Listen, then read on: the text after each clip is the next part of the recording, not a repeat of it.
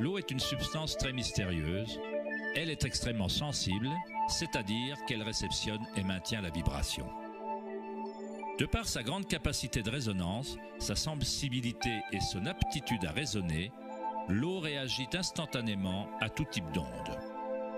L'eau vibrante et la terre constituent la majorité de la masse des plantes et des animaux.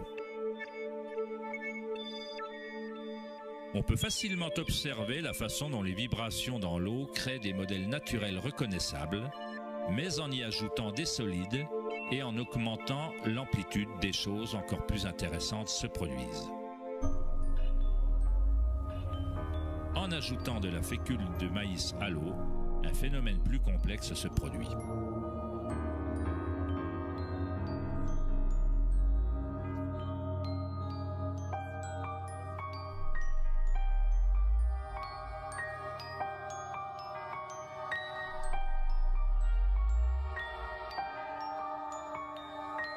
Il est possible qu'on puisse observer les principes mêmes de la vie, alors que les vibrations transforment la tache de fécule de maïs en ce qui ressemble à un organisme mouvant.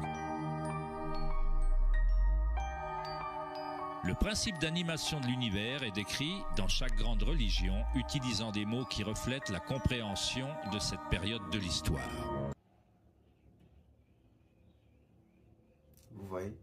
Vous voyez les impacts des vibrations ou des fréquences vibratoires sur la matière.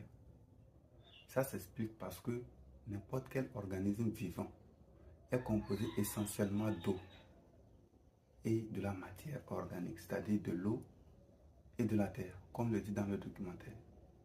Et l'homme n'en fait pas exception, parce que l'homme aussi, notre organisme que nous voyons ici, est composé de 75% d'eau. Et on a bien dit dans le documentaire que l'eau est tellement sensible aux vibrations que un petit changement de fréquence peut absolument changer le comportement ou bien l'organisation de notre énergie.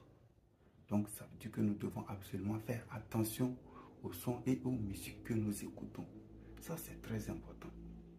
On doit absolument faire attention aux musiques et aux sons que nous écoutons parce que ça a un impact extraordinaire sur notre organisme ou bien sur l'organisation de nos énergies.